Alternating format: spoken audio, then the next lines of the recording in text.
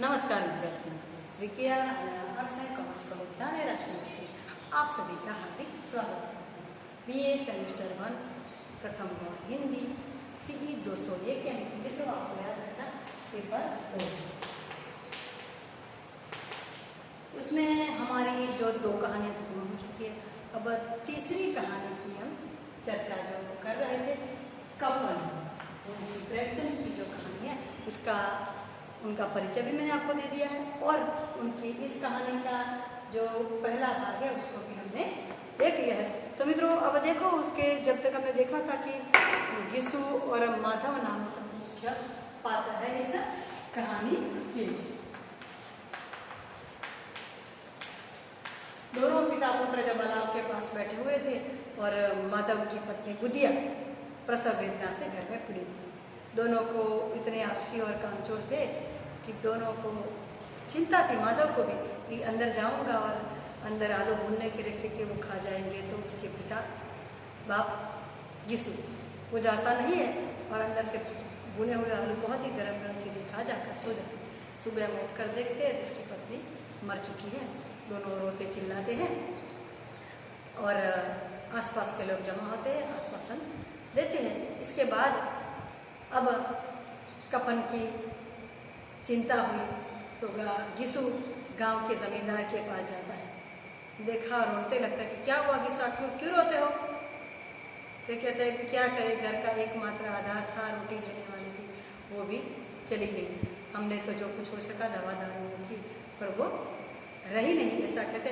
तो आज जमींदार को वैसे तो उस पर बहुत गुस्सा है, क्योंकि गिसुआ इतना कामचोर और आलसी था कि कभी आता ही नहीं था, काम पर बुलाते तो भी सुनता ही नहीं था।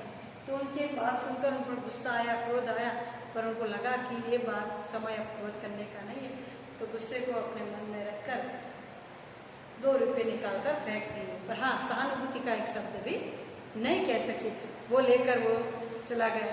गिसुआ जमींदार की बड़ी बातें करने में तो बहुत ही होशियार था। इस प्रकार गांव के महाजन के पास गए, बनीर के पास गए, किसी ने 2 आने दिए, किसी ने रुपया दिया, 50 आने, 4 आने, ऐसा करते करते करते उसके पास 5 रुपये जमा हो गए।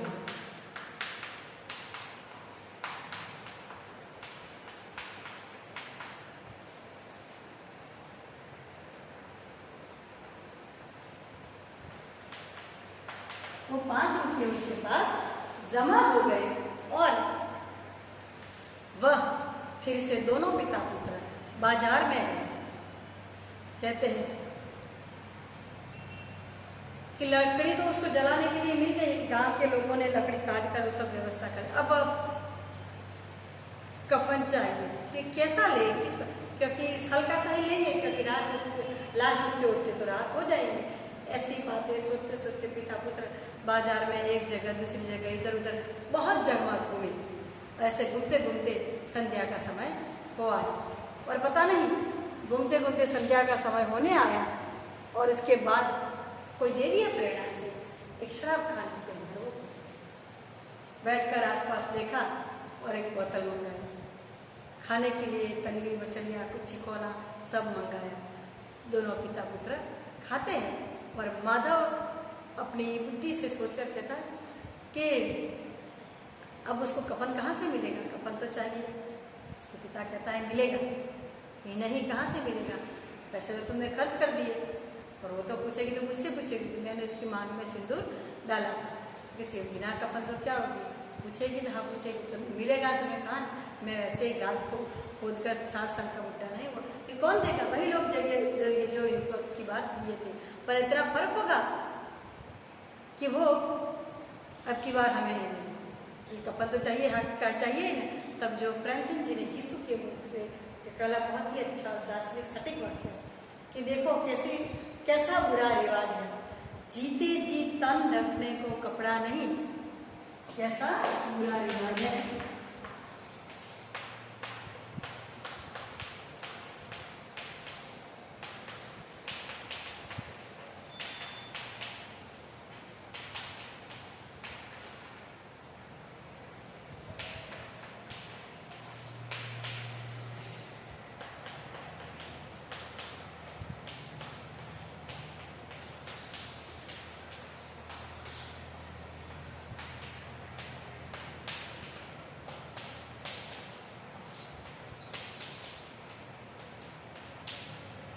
संदर्भ के लिए आयन है। कैसा बुरा रिवाज है, जीते जी तन रखने को कपड़ा नहीं और मरने पर नया कफन चाहिए। यानी कि समाज की इस विकृत मानसिकता को लोग उजागर करते हैं। आपके पास दवाई के पैसे नहीं होंगे तो चलेगा, पर मरने के बाद उनकी सब कार्य की चीज आपको करनी ही पड़ेगी। एक कितनी समाज की तृणित मानसिकता प्रेमचंद जी ने इतने सालों पहले उजागर की। सच में वास्तव में आज भी यही मित्रों कि जीते जी तो कुछ मिलता नहीं है और मरने पर सब कर। आज व्यक्ति बीमार होता है तो अस्पताल में उसके लिए जितने पैसे खर्चे होते इतने तो घर पर आने जाने वाले बुलानों को सेवा शुश्रूषा में चले जाते। तो यही कहते इस दोनों के बाद बीच में दोनों पिता पुत्र फिर 1.5 रुपये की पुरिया मंगवाते, सभी चीजें बहुत ही आनंद से मस्ती से खाते। आधी बोतल तो पी चुके और आने जाने वाले लोग उनकी बातों को, उनके बीच में पूरी बोतल को देखकर आनंदित थे। कितने नसीब वाले हैं कि पूरी की पूरी बोतल उनको पीने के लिए मिल गई है। और उसके लिए सब अच्छा भी था, क्योंकि न जवाबदेही की फिक्र थी, न कुछ कोई कुछ कहे। इस बातों को तो पहले ही खो चुके थे। फिर जो कहा कि फिर उसको देखकर माधव कहता है कि इसको खाकर हमारी आत्मा कितनी प्रसन्न हो रही है। दार्शनिक भाव से उसने कहा, तो फिर कहा कि हाँ जरूर, तो वो उसको कितना आनंद मिलेगा और दोनों तो उसको स्वर्ग मिलेगा, ऐसा पूछता है। तब यीशु को उत्तर नहीं देता, क्योंकि वो इस आनंद में हमें भी वहां जाना है। जो मतों का कहना है कि स्वर्ग का सुख मिलेगा, एक न एक दिन हमें भी वहां जाना है। तो यीशु जो उम्र के इस पड़ाव पर पहुंचा है, इस आनंद में ऐसी बातें सोचकर दुख पहुंचाना नहीं चाहते। दोनों पिता पुत्र बैठते पीते हैं, धीरे धीरे धीरे धीरे अंधेरा बढ़ता जाता है। दोनों एक दूसरे से बड़ी बड़ी डेंगी आते हैं। दूसरे लोग आते हैं, वो भी ऐसे ही है कि कोई दूसरे के गले लगता है, कोई रोता है, कोई चीखता है, चिल्लाता है, ऐसी बातों में। क्योंकि यहाँ के वातावरण में पीते कम है, और जो कहते हैं वातावरण में शरूर है, नशा है, वो जो सबके ऊपर चढ़ जाता है। व्यक्ति यहाँ पर थोड़े देर आने के बाद अपने आप को जीता है या मरता है सब भूल जाता है। और यही बाप बेटे दोनों चुस्कियाँ लगा लगा कर पीते थे। सबके सब लोग मानते हैं कितने भाग्यशाली, और उनके लिए जिंदगी में पहली बार यह अवसर था कि भरपेट खाना मिला। और भरपेट खाने के बाद उनके सामने खड़े दो भिखारी जो उनके और याचक नाते उसे दे रहे थे, उनको बची हुई पूरियां और चिकोना दे दिया। तो जिंदगी में पहली बार कुछ देने का आनंद मिला, क्योंकि खुद भी कभी पेट भर खाना नहीं मिला था, तो देने का आनंद कहाँ से मिलेगा।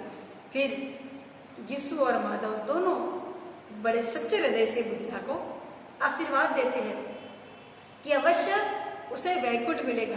तो वैकुंठ में ही जाएगी ना, जब माधव आसमान की ओर देखकर कहता है वह वैकुंठ में ही जाएगी ना, और वैकुंठ की रानी बनेगी। वैकुंठ का मतलब स्वर्ग।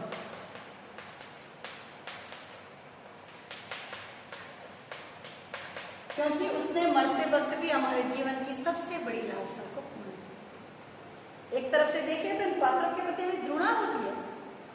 किस प्रकार के हैं कि घर में पत्नी की मृत्यु के बाद इतनी आसानी से, इतनी सरलता से शराब पीते हैं और नशे में मग्न होते हैं। पर समाज की दुणित व्यवस्था को देखकर कहीं ना कहीं हमारी आत्मा भी भीतर झकझोरती है। ये क्यों ना जिंदगी में एक बार भी उनको ऐसा कुछ खाने की इच्छा पूर्ण करने का मौका मिले।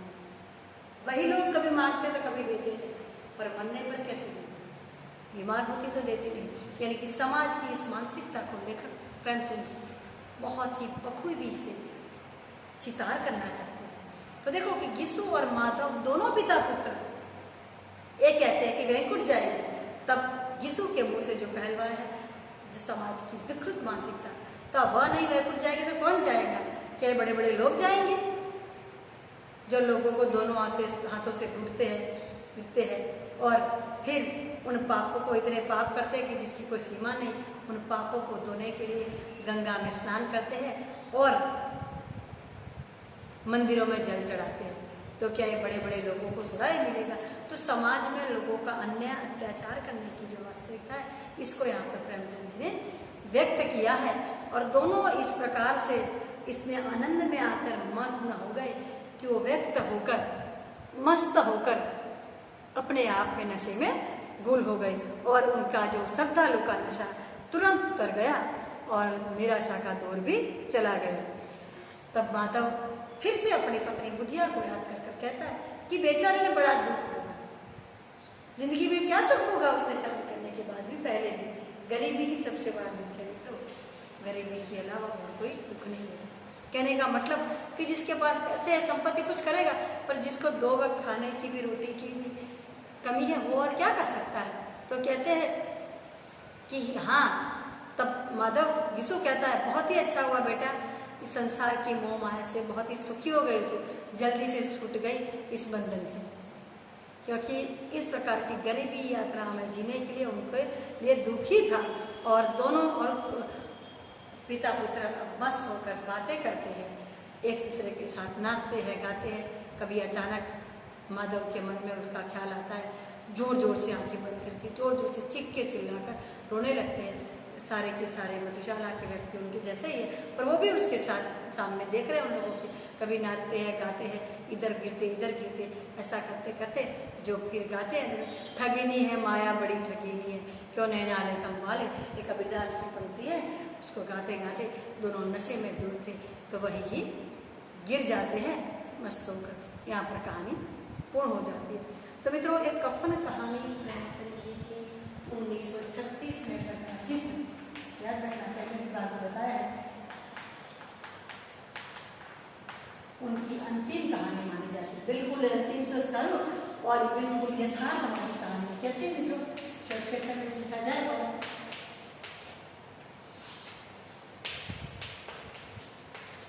कहीं भी उन्होंने आदर्श का सहारा नहीं लिया है। उन दोनों पात्रों के मन में मरी हुई स्त्री को घर में छोड़कर भी जो खाने की तीव्र इच्छा लालसा हुई, उसको व्यक्त करने में प्रेमचंद जरा भी हिचकिचाए नहीं, क्योंकि उनको दिखाना था समाज का आडंबर। समाज के लोगों की खोखली नहीं सकता जो उन्होंने इन पात्रों के मुंह से बुलाया है। समाज में बड़े बड़े लोग जो लूटपाट करते हैं, एक तरफ से सीधी लूटपाट होती है, और गरीबों पर जो जुल्म अत्याचार किया जाता है, तब उनकी स्थिति मानसिकताएं होना कोई बड़ी बात नहीं। क्योंकि पहले भी था कि दोनों पिता पुत्र इतने आलसी कामचोर थे कि होंगे ही ना, क्योंकि गांव में दिन रात मेहनत मजदूरी करने वालों की स्थिति भी उनसे कुछ अच्छी नहीं थी, इनके जैसी थी, इसीलिए उनके मन में आलसी वृत्ति का भाव बैठ गया है।